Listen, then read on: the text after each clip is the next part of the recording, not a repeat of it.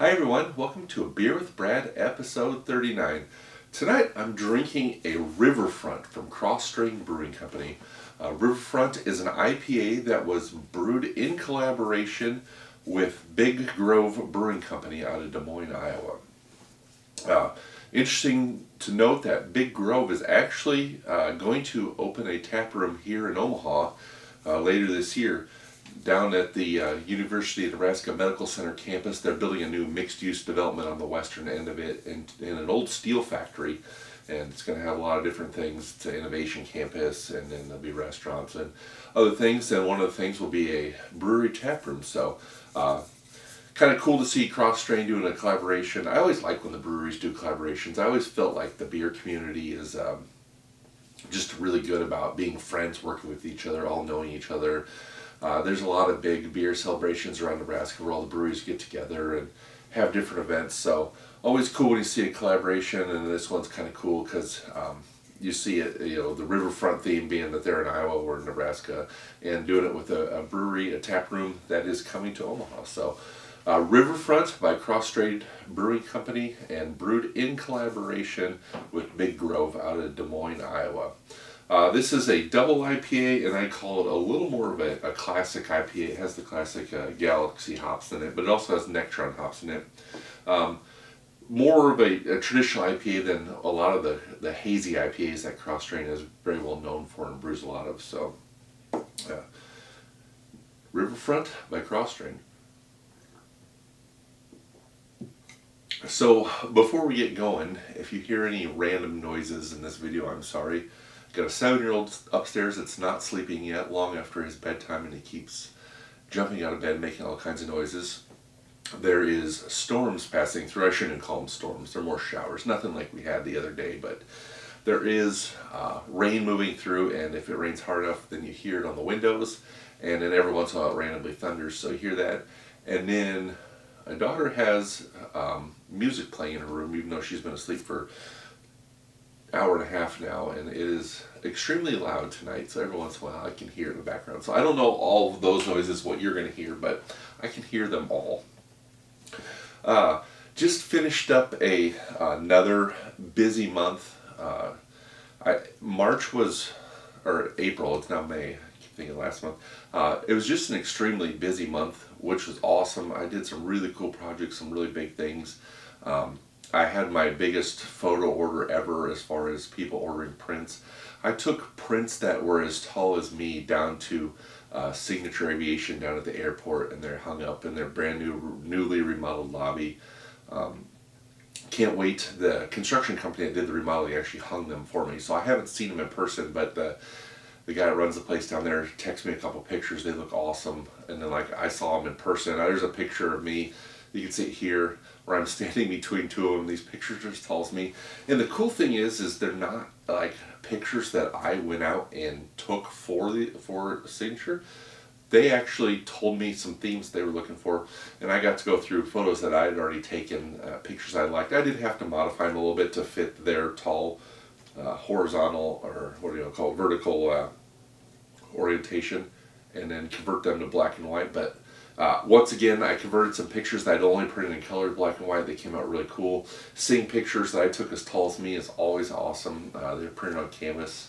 And then just digging through archives, finding some old stuff was cool too. So between that huge order and a bunch of photo shoots, I did a pretty cool photo shoot earlier today. Actually, today's May now, but since I talked to you last, did some really cool photo shoots. There's just been a lot going on. It's been a very successful month, and I always say I'm going to keep my real job, or full-time job, however you want to call it, and then do the photography as kind of like a side deal. If every month was guaranteed to be as good as the last month has been, I would have a lot harder time saying that. So, but photography is very inconsistent, and I enjoy the consistency of the full-time job and just love doing the photography on the side. A couple things that have come up. We had some really bad storms the other day, and a lot of people came and asked me if I took pictures of A, the storms, or B, the damage, and I did not take pictures of either. The first, I didn't go out and do any storm chasing. I do like to go out and watch storms. I do like to take pictures of storms. I don't want to be super close. I want to be back further away, take pictures of like all the structure of the clouds. You kind of like the, when I do this, the sports pictures, I want the whole arena, put on the big wide angle lens, get the whole arena. When it comes to storms, I also like to get the whole great big storm cloud. And if there was a tornado in it, it'd be a tiny little tornado down at the bottom with a cool structure above it. That's the type of storm pictures I like to take. This last storm that came through was a very dangerous one. The storms were moving fast. They had a lot of rain associated with them. They were very strong storms. The tornadoes did tons of damage. And they happened while I was at work and at this, and when I was picking the kids up from school. So, the family's most important. Get out of work, go get the kids, get them home, get in the basement. And by then, the storms were too strong, too close to Omaha. When I go take pictures of storms, I want to be further outside of town. I want to take pictures of the storm, out in the, if it's a tornado or a supercell storm, I want to be out in the countryside where I have lots of open road with not a lot of people around me, where I have good access to get out away from the storm if it were to start coming towards me. I know enough about weather and meteorology to be dangerous. I mean, I can read the radar, I can read the models.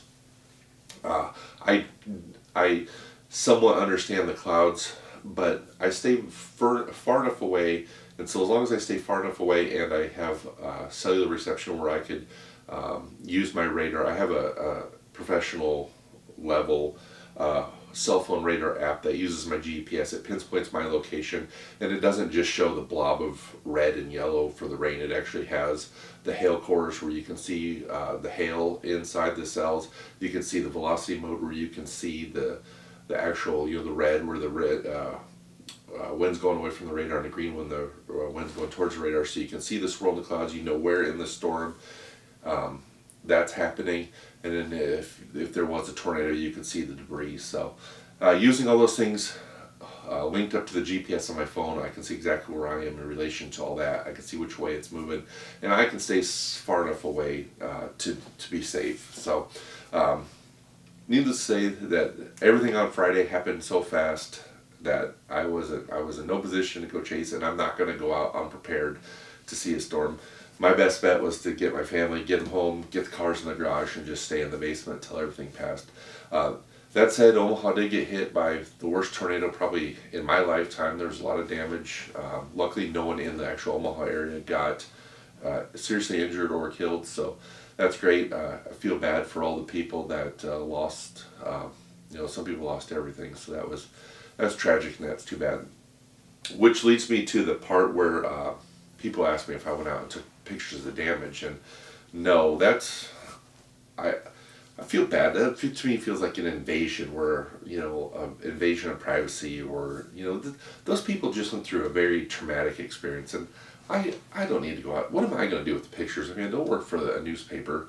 No one's ever going to buy them. I mean, it would be interesting to have some of those as like a record, but it's 2024. If I wanted to see damaged pictures of the tornado, they're all over the internet. I mean, they're literally everywhere. And so I don't need to be one more person going out, getting in the way of families that are trying to find their stuff, people trying to clean up.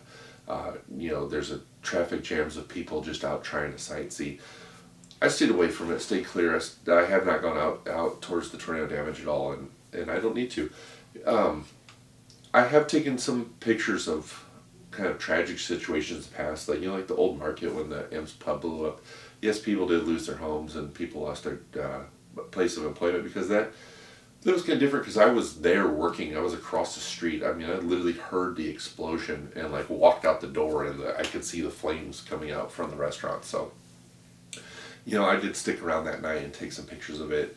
There was a wreck very close to a house that we used to live at before this house, and I did go down and take some pictures of that, just kind of the in the neighborhood type things. And if a tornado came through our neighborhood, yeah, I would probably take pictures of it, but I'm not just going to go out and seek out other people's neighborhoods to try to take pictures of damage. I don't need to do that. I'd much rather be out taking pictures of beautiful nature scenes or cool skylines or sporting events, stuff like that. Let the professionals that work for the media outlets, they can go take the damage pictures, and I'll look at them online and I don't enjoy is not the right word, but just kind of fill my curiosity with that. So the other thing I wanted to bring up tonight was some openings and closings, and it's kind of been an interesting month. It started in March with opening of B5 Brewing up in Benson. They took over the old infusion spot, which was a great to see a new brewery coming in and taking the place of a brewery that kind of consolidated their operations to a different location. So it was great seeing B5 come in. Also, the announcement of Big Grove was sometime around February, March. So those are the two positives. And then we had a couple of negatives come out. The biggest one is that Beertopia, the original craft beer store, announced last week that they are closing. And I believe it said they've been open 17 years, which is before craft beer took off, before we really had more than 2 or 3 breweries in town. I mean, that was the place if you wanted good, unusual, unique, different craft beers in town. Everyone went to Beertopia, and so it's it has a fond place in a lot of people's hearts. It's too bad to see them go, but I'll be honest, I haven't been there since Casual Pint opened, and Casual Pint is another craft. I don't know if I could even call them a competitor because they're a little different. Where Beertopia was focused, mainly on finding unique, different craft beers in a to-go setting where you can go in and get a bottle of this, a bottle of that, take it to go. Where the Casual Pint's more of a tap room that does sell beer to go. But it's hard to pass up a really nice bar owned by great people or a craft beer bar's not the right word because they sell to go also. A great beer store 7 blocks up the street. I mean, I can't, it's hard to go all the way downtown, and it's not all the way, it's 15 minutes to go downtown. But when you can get a lot of the stuff I like here at the Casual Pint. So I'm kind of guilty. Went there for years and then stopped going when the Casual Pint opened. And then the other thing is that all the grocery stores around here, especially the Hy-Vees, have really upped their game with huge selections. And then Wall to Wall Wine and Spirits open, Wine, Beer and Spirits open. We got Totally Wine, I think it's called, coming right down the street here later this year. And then another outfit out of Missouri, I believe, that's going to open up not too far from here. I mean, there's just, the competition has gotten really, really stiff. So sad to see Beertopia close. They're going to be opening, the same owner, Bill, that owns the whole Beer Corner, the Crescent Moon, the Huber House, Max and Joe's. He's going to be opening a new concept there. So it'll be interesting to see what he does. And then today, Cosmic Brewing down in Lincoln announced they are closing. So it's not one of the breweries I went to a lot, but it's just when when one of the beer community decides to close up shop, it's always a kind of sad day for that.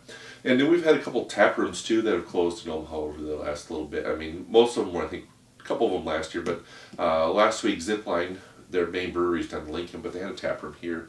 They announced they're closing their Omaha tap room. So if you're really into craft beer and you like the breweries around here or the beer stores, places like the Casual Pint and the Beertopia, it's important to support the local outfits and support the places you like because they count on you. It's not like they have 1,000 stores to carry the load of one that has a little bit of a slow month or so. So these smaller places really count on the mom and pops.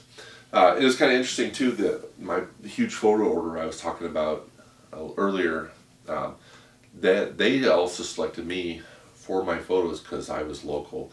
They said that they're a national company. Actually, they're a worldwide company. They have outlets at all the major airports in the United States, and then they are all over the world. And they have an architect that designs their spaces, and the architect always just calls out some art firm that ends up getting the generic corporate art pieces, but the people that were managing this construction project, they said they always try for the locations they're in charge of to scrap that idea and find local artists. And so they started looking for pictures of Omaha, found my pictures of Omaha, got in contact with me, found out that I had even more on my website than what I had on my website. And when I delivered them, they said these are awesome. They were so happy that they found someone local and they got to work with me. So I appreciate those people supporting a local business. And when it comes to photography, I also try to support as many local businesses as I can. All those big canvases that were 6 foot tall, those were all printed here in town by Tim Wright. There was a couple things for that order that were different that I had to order from out of state, but most of that was just time constraint. We had a drop dead deadline of April 26th, and the other things I needed I could not get here locally by the 26th, or not here at all. And then a lot of the other stuff like my metal prints, those come out of over by DesMoines, Davenport, Iowa. I guess that's all the way on the other side of Iowa, but it's here in the Nebraska, Iowa, this region of the country. So I buy my prints there. I try to get all my camera gear at Rockbrook Camera here in town. So I do my best to support the local breweries and support the local photography businesses, and I appreciate when people support me for being local too. So like I said, with photography, I always try to get as much as I can here locally, but this day and age, it's not always possible. There's a few things I've had to order, online from different companies, throughout the United States. But, well, I'm gonna have another drink of my Riverfront from Kros Strain Brewing Company. I hope you enjoyed this episode of Beer with Brad. Right now, I am, like I said before, completely out of ideas for future episodes. This one kind of came up just because I was so busy, and just kind of the way things came together with the storm, people asking me about taking storm pictures, and then the brewery's closing, so that all kind of came together, and I kind of came up with this idea literally in the last 24 hours. So it's kind of interesting when some of these episodes just come together at the last minute by something that happens in my everyday life. So, but always, if you have an idea, send me an email, brad@bradwilliamsphotography.com, or on social media you can find me. But I always appreciate everyone tuning in and enjoying these episodes. I also appreciate all the feedback I get. I don't get very many comments below the videos, but when I run into people that watch Beer with Brad, they always like to give me a comment or talk about something I said in one of the videos. So I always appreciate that. I always enjoy talking to people about beer or photography. So once again, thanks for tuning in, and I'll see you again next month.